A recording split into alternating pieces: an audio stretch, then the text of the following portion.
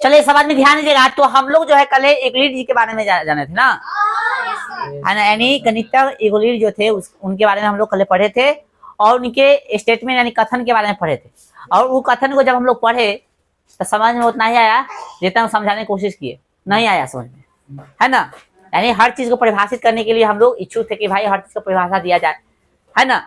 तो हम लोग उतना स्पष्ट रूप से समझ नहीं पाए, कारण क्योंकि हम लोग खोज रहे थे उसको परिभाषा, है ना, लेकिन परिभाषा तो मिला ही नहीं।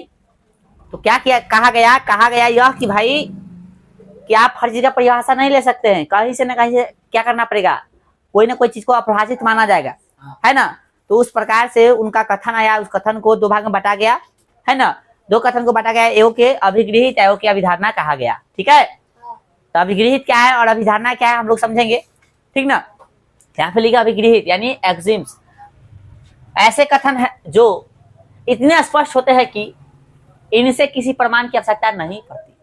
यानी समझा, यानी कहने का मतलब जो है कुछ ऐसा स्टेटमेंट होगा, कुछ ऐसा भाषा होगा जिसको हम लोग, कुछ ऐसा बात होगा जिसको हम लोग मान लेंगे और इतना स्पष्ट आपको पता चलेगा कि लगेगा इसकी परिभाषा की जरूरत न है, ठीक है। तो कुछ ऐसे स्टेटमेंट होगा और वहां से हम लोग शुरुआत करेंगे ज्यामिति का, ठीक है। और उसके मदद से बहुत सारा चीज को हम लोग करेंगे, प्रूफ करेंगे, प्रमाणित करेंगे। लेकिन यहाँ जहाँ अभिगृहित जो होगा, अभिगृहित में जो पॉइंट हम लोग पढ़ेंगे उसको प्रूफ नहीं किया जा सकता, ठीक है। तो गणित में जिसको प्रूफ नहीं किया जा सकता है उसको अभिगृहित के अंदर में रख दिया गया है, ठीक है। आइए तो हम लोग शुरुआत करते हैं। अभिगृहित क्या है बता दिए, कैसे कथन इतने स्पष्ट, मतलब समझो इतना स्पष्ट कथन होगा, मतलब लगेगा कि एकदम वास्तविक है, जिससे आपको प्रमाणित, मतलब जिसको जो है आपको प्रमाणित करने की जरूरत न पड़ेगा, ठीक ना। चलिए जैसे और कुछ अभिधारणा है। अभिधारणा मतलब कथी है, इसको पढ़ेंगे फर्स्ट कथी है अरे रुक जाओ भाई, हाँ साहब, हाँ सही बोला। तो अभिधारणा कुछ सॉरी क्या बोलते हैं, तो ये अभिधारणा है, इसको समझिएगा। यानी पोस्टुलेट को कथी पढ़ेंगे हम लोग समझिएगा। अभिधारणा शब्द का प्रयोग उन कल्पनाओं के लिए किया जाता है जो विशिष्ट रूप से ज्यामिति से संबंधित होते हैं। यानी इनमें जो है, यानी इस शब्द का जो है उपयोग हम लोग वैसे कल्पनाओं के लिए करेंगे जो ज्यामिति से जुड़ल होगा। कथी से जुड़ल होगा, हाँ पोस्टुलेट, है ना, पोस्टुलेट्स पढ़ेंगे, ठीक ना। आइए अब यूक्लिड साहब का कुछ अभिगृहित है, ठीक ना, कुछ अभिगृहित है यूक्लिड के, कुछ अभिगृहित यानी सम एक्सिम्स ऑफ यूक्लिड। आइए हम लाइन छोड़ कला लिखवाए हैं आपको, इसमें कुछ पॉइंट बताना है और आपको भी बोले लिखने के लिए कुछ जगह छोड़ के। जैसे पहला पॉइंट कह रहा है कि वे वस्तुएं जो एक ही वस्तु के बराबर हो एक दूसरे के बराबर होती है, ठीक ना। जैसे मान लीजिए कलम है, एक ही किसी भी कलम है, 2-3 गोला होता। चल मान लो मेरे पास तो मार्कर है ना, बता देते हैं कि ना क्या मार्कर सब, हाँ भले इस सबका कलर अलग अलग है मार्कर का, दिख रहा है सबको।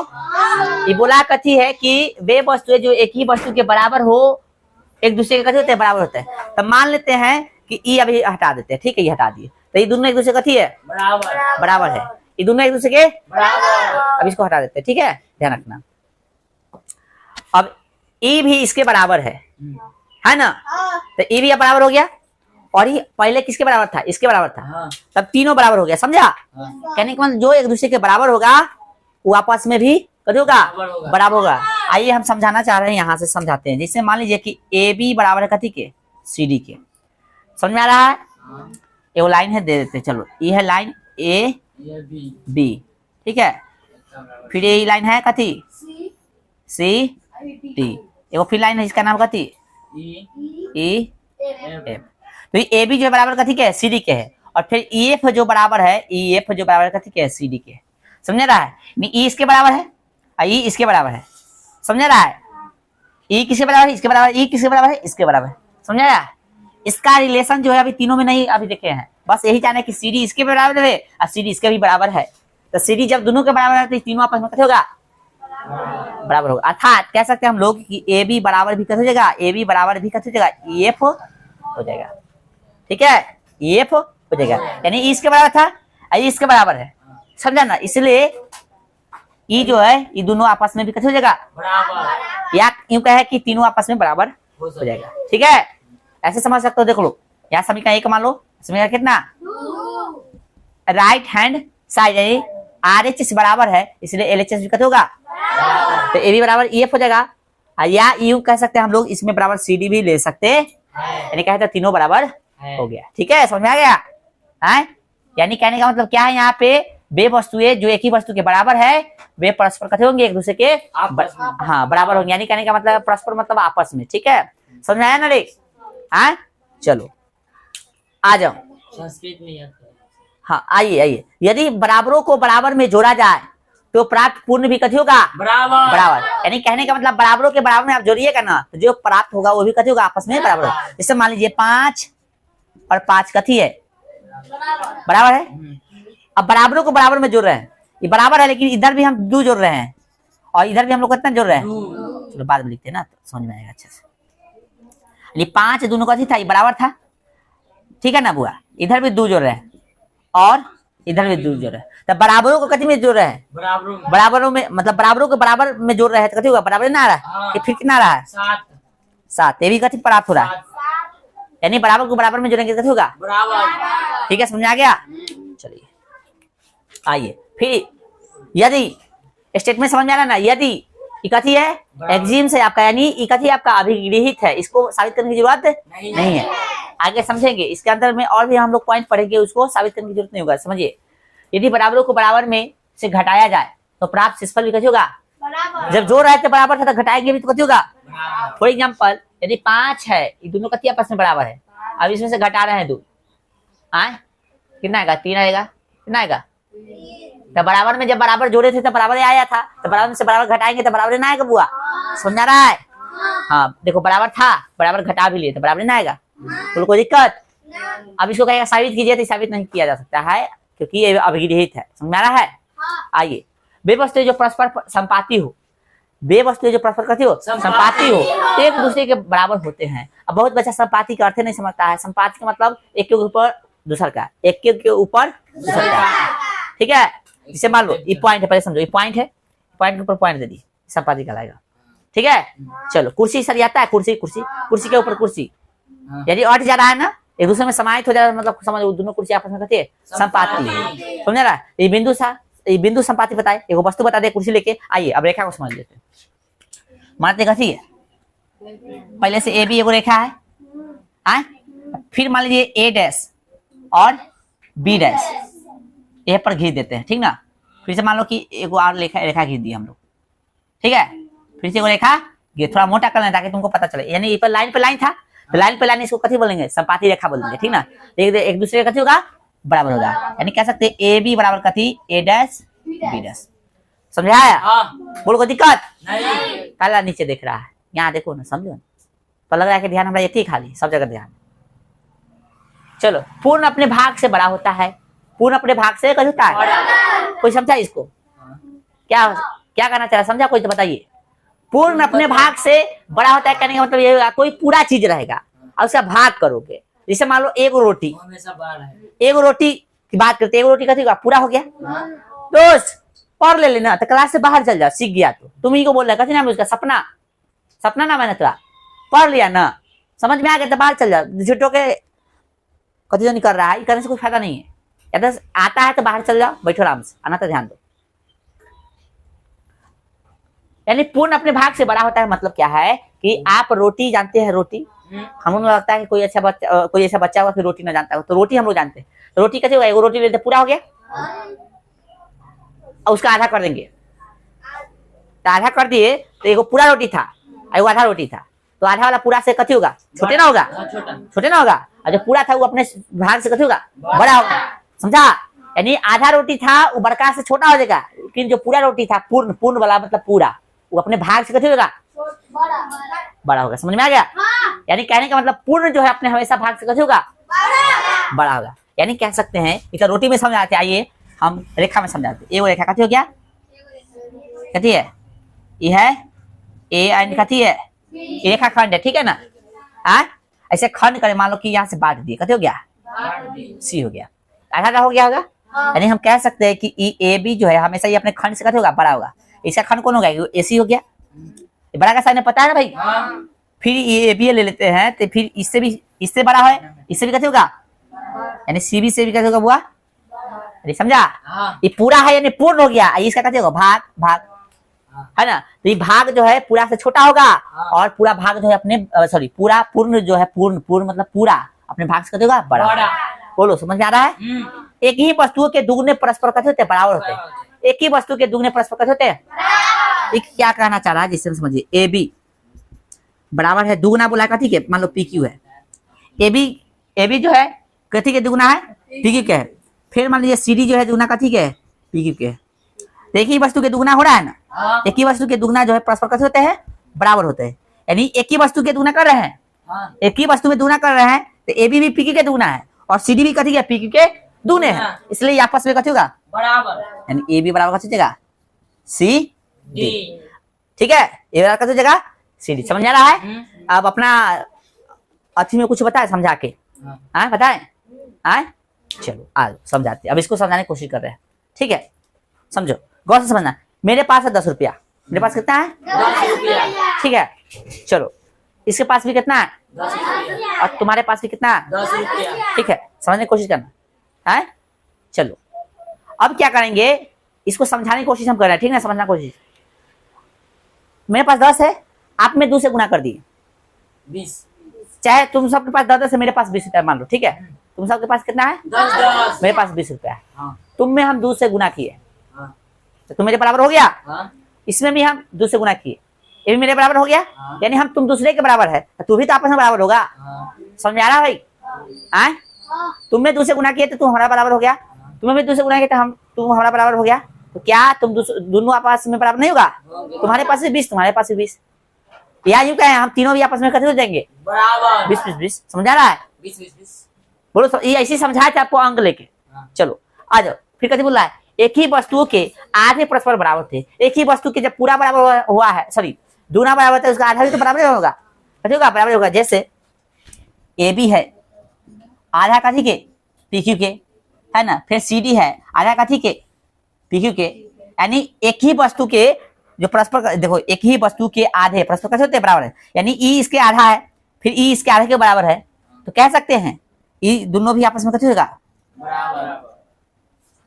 यानी यू क्या है, अभी फिर समझा रहे हैं, वही वाला बात समझा सकते हैं। फिर मेरे पास 20 है, तुम्हारे पास कितना है 10, मान लो अब मेरे पास कितना है 5 है, तुम्हारे पास 10 है, तुम्हारे पास 10। तुम्हें दुगना किए तो तुम मेरे, सॉरी तुम्हारा आधा किए तो तुम मेरे बराबर हो गया। मेरे पास कितना है 5 है, तुम्हारे पास 10, तुम्हारे पास 10। भाई तुमको हम आधा किए तो तुम मेरे बराबर हो गया, उसको भी आधा किए तो वही मेरे बराबर हो गया। जब तुम दोनों मेरे बराबर होगा तो तुम आपस में भी तो कैसे होगा 5-5। समझाया। यानी जब यहाँ पे किसी चीज का कोई दुगना बराबर होता है तो आपस में कैसे होगा बराबर, तो आधा भी बराबर होगा। एक दूसरे का आधा जब करेंगे, यानी ई इसके आधे के बराबर है, ई इसके आधे के बराबर है, तो आपस में कैसे होगा हाँ बराबर हो जाएगा, ठीक है। यानी कहने का मतलब ये भी समझ सकते हो, सुनिए इसको 1 मान लेंगे, इसको कितना मान लेंगे 2 समझ में ना, तो ऐसे समझो। तो इसका देखो तो आर एच एस बराबर है, तो आर एच एस बराबर होगा तो एल एच एस खुद बराबर हो जाता है, ठीक है ना। ऐसे भी समझ सकते हो, यहाँ भी ऐसे कर सकते हो ना समझ आता, ठीक ना। इसको कहते हैं समीकरण 1 समीकरण 2, समीकरण 1 और 2 में क्या देख रहे हैं भाई साहब, समीकरण नहीं मानेंगे तो कोई दिक्कत नहीं, ऐसे समझ लो। ये होगा आर एच एस आपस में बराबर कैसे होगा, एल एच एस भी आपस में कैसे होगा, ठीक है ना। ए बी बराबर कैसे हो जाएगा सी डी, जैसे यहाँ पे ए बी बराबर सी डी लिख दी। समझ में आ रहा है सबको। ये सातों पॉइंट जो है, सातों अभिगत करते हो क्या हम लोग समझ चुके, अच्छा से उतार लिया सब। अब आगे क्या पॉइंट देखते हैं हम लोग, ठीक है, उतारिए। हाँ ये उतारिए। बहुत ध्यान दीजिएगा।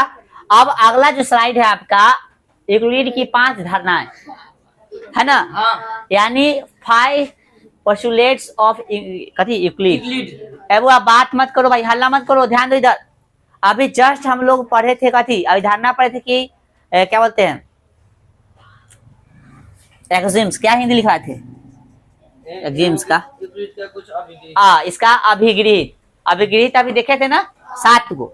अब अभिधारणा देख रहे हैं, और गौर से देखिएगा तो पता चलेगा कि जीव गणित बोल रहा है, बीज गणित से संबंधित, ठीक है। चलो क्या है, क्या कह रहा पहला पॉइंट कि एक बिंदु से एक अन्य बिंदु तक सीधी रेखा खींची जा सकती है। कथी बोला है, एक बिंदु से एक अन्य बिंदु तक एक सीधी रेखा खींची जा सकती है। यानी एक बिंदु से एक अन्य बिंदु तक एक कथी खींचा जा सकता है, सीधी रेखा। और भाई साहब स्केल रूल है, एक बिंदु से एक अन्य बिंदु तक कथी सीधी रेखा खींच दिए, एक बिंदु से एक अन्य बिंदु तक सीधी रेखा खींची जा सकती, बोलो खींच दिए ना, बोलो समझ में आ गया रे। अच्छा अब बताओ, अब क्वेश्चन क्या पूछेगा, एक बिंदु से एक अन्य बिंदु तक सीधी रेखा खींची जा सकती है। किताबा कहाँ गया? एक चीज लाओ तो, किताब भारतीय भवन है। भारतीय भवन लाओ चाहे सरकारी लाओ। कितने लिख लेते? कहाँ चल गया बुआ?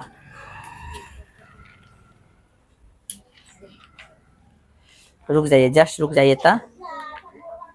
ये तो है, इधर है।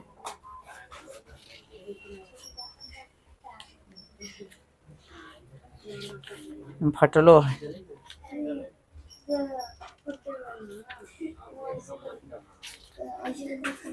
एक बिंदु से अन्य बिंदु तक एक सीधी रेखा खींची जा सकती है।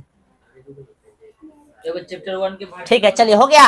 हाँ तो जो समझाए समझ में आ गया ना। एक बिंदु से एक अन्य कथी बोला? एक बिंदु से एक अन्य बिंदु तक एक सीधी रेखा खींची जा सकती है। यानी एक बिंदु लिए और एक अन्य बिंदु से, इसके बीच में क्या सीधी रेखा खींचा जा सकता है? एगो है ना नहीं? एक बिंदु से एक अन्य बिंदु तक सीधी रेखा खींची जा सकती है। इसको समझो। अब बहुत बच्चा बात कर रहा है, एक क्वेश्चन पूछेगा दूसरा भाषा में, समझ में नहीं आएगा, पक्का समझ में नहीं आएगा। कथी बोला कि एक बिंदु से एक अन्य बिंदु दीजिए और उसके बीच में हमें वो सीधी रेखा खींची जा सकती है। इसी को दूसरा शब्द में क्या कर सकता है कि बताए, दो बिंदु से क्या रेखा खींच सकते हैं? दो बिंदु से क्या रेखा खींच सकते हैं? क्या गो? एक और केवल एक ही खींच सकते हैं। मान लो कि दो बिंदु लिया है, क्या रेखा खींच सकते हैं? सिर्फ एगो। कथी पूछ रहा है? सिर्फ एगो। ये ऑप्शन में नहीं रहेगा, ऐसे रहेगा। बताइए को दो बिंदुओं से, क्वेश्चन इस तरह से है, मान लो क्वेश्चन इस तरह से पूछेगा, दो बिंदुओं से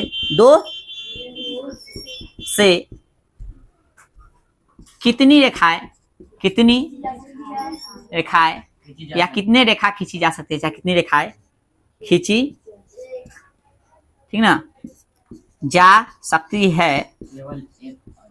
ऑप्शन में रहेगा 2, बी में रहेगा 3, सी में रहेगा दोनों, डी में रहेगा द्वितीय। बताओ। अब जो एक खोज रहा था, एक तो है ये नहीं है। हाँ कथी जगह क्या हो गया था? वीडियो खराब है। सब ढकले लड़का, यहाँ पे ध्यान दो। बाहर ध्यान है, लेकिन पढ़ाई पढ़ता था ना, उठा कर फेंकवा देंगे खिड़की के बाहर। बताओ दो बिंदुओं से कितने रेखाएं खींची जा सकती है? चलो इसको ऑप्शन में हम क्या करते हैं, इसको चेंज कर देते हैं। ठीक है, इसको कर देते हैं, यहाँ पे कर देते हैं अद्वितीय, यहाँ कर देते कथी, इनमें कर देते हैं नॉन, यानी इनमें से कोई नहीं। क्या लगा ऑप्शन? इनमें से कोई नहीं। इनमें से कोई नहीं, इनमें से कोई नहीं। ये जिसका जवाब है वो सबका विकेट गिर गया, सी हो तो पक्का, चलान कट गया है। अरे बबुआ, पहले तोहर कोचिंग के नाम कथी था बताओ तो?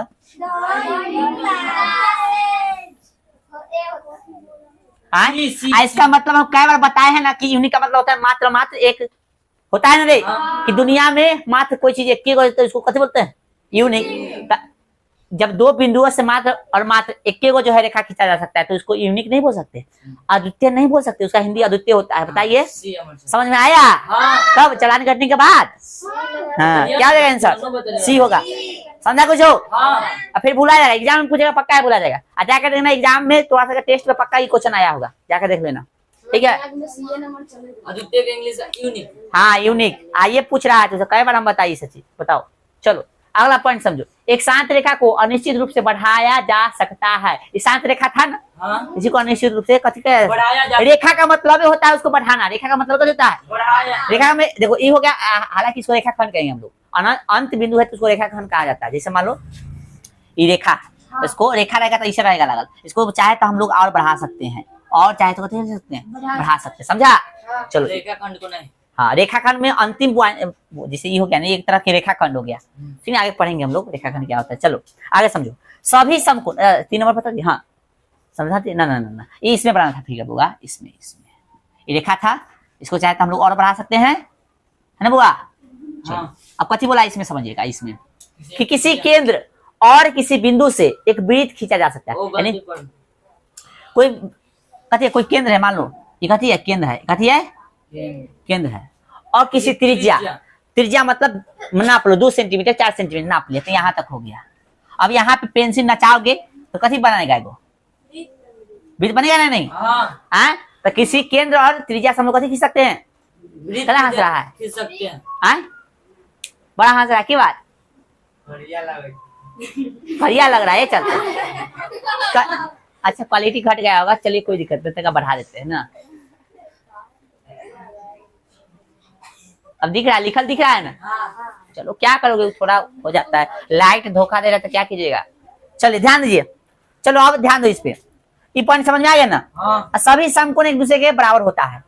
समकोण का मतलब हम क्या समझते हैं, 90 डिग्री है ना, 90 डिग्री समझते हैं ना। हाँ। अब उसको उस पर ध्यान मत दो, करिया दिख रहा था दिखने दो। जैसे मान लेते हैं ये वो कोण बना रहा है, वो कथी बना रहे हैं, वो 90 डिग्री। कोण जो बनता है दो गो किरण मिल के बनता है, ठीक है ना। ये आगे हम लोग पढ़ेंगे। तो ये मान लीजिए समकोण मतलब सीधा होगा, ये 90 डिग्री हो गया, इसका नाम ले लो इसका। अरे कोई दिक्कत नहीं, चलो अरे छोड़िए, अरे बुआ अरे काला दिख रहा है उसे छोड़ो, हम दिख रहा है ना, ये चीज दिख रहा है ना, नहीं दिख रहा है, रियल कैमरा से बंद करो पागल से, तुरा नहीं दिख रहा है, मोबाइल में देखने के लिए बोल रहे हैं, इस पे देखो, चल नीचे से रखो।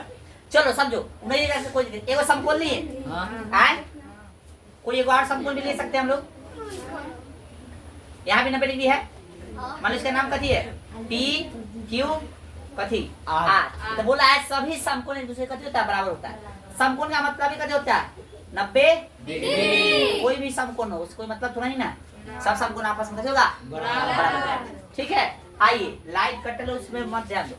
अब ये पॉइंट बड़ा इंपॉर्टेंट है, इसको समझ लो। यदि एक सीधी रेखा दो सीधी रेखा पर गिरकर अपने एक ही ओर दो अंतःकोण इस प्रकार बनाए कि इन दोनों कोणों का योग मिलकर दो समकोण से कम हो, तो वे दोनों सीधी रेखाएं अधिक निश्चित रूप से बढ़ाए जाने पर उसी ओर मिलती है जिस ओर यह योग दो समकोण से कम होता है। दो समकोण मतलब कितना, 180 डिग्री। दो समकोण से कम मतलब 180 से कम। आइए इसको समझाते बुआ, थोड़ा सा समझो। अनहार दिख रहा है, कोई दिक्कत नहीं, दिख रहा तो रहा है ना। चलो ये क्या बोला है इसको समझिए, थोड़ा सा जो बोला है इसको समझिए। क्या बोला है बुआ, बोला है कि वो सीधी रेखा, दो सीधी रेखा पर, एगो सीधी रेखा दो कथी सीधी रेखा पर इस तरह से गिरता है ना बुआ, इस तरह से गिरता है। किस तरह से गिरता है, इस तरह से। तो मान लीजिए कोई सीधी रेखा है, कोई सीधी है, ये दोनों सीधी रेखा, इस पे वो सीधी रेखा गिर रहा है, इस तरह से गिरता है। किसके अंतःकोण का कितना है, इसको एक तरफ का अंतःकोण लेना है जो 90 डिग्री से कथी हो, इधर 90 डिग्री से कथी है कम, इधर लीजिएगा था 90 डिग्री से कम, सॉरी 180 डिग्री से कम बोला है, जो संपूर्ण बोला है। हाँ। संपूर्ण मतलब 180 डिग्री से कम। तब अंतःकोण का कितना होना चाहिए, 180 डिग्री से कम। जिधर 180 डिग्री से कम है ना, उधर वाला रेखा को बढ़ाइएगा ना, तो एक दूसरे को प्रतिच्छेद करे यानी काटेगा। तो किधर कम है, इधर में कम है 180 से कम, दोनों को जोड़ेंगे तो 180 से कम होगा। इधर वाला को बढ़ाइएगा तो आगे जाके कट होगा, देखो कट जाएगा, कट जाएगा। लग रहा है कि नहीं कटेगा, देखो कट से कट जाएगा, कटेगा यहाँ पे, आगे बढ़ने से कट रहा है ना, लग रहा है क्या इसी तरह कट जाएगा, हैं समझा रहा है, इधर इधर कटेगा कहियो, इधर बढ़ा नहीं कटेगा। नहीं। क्या समझे हम लोग, यदि एक सीधी रेखा है ना, दो सीधी रेखा पर इस तरह से पड़े कि एक तरफ का अंतःकोण होगा ये कितना हो 180, अंतःकोण का मतलब कथी, अंदर वाला कोण, ठीक ना।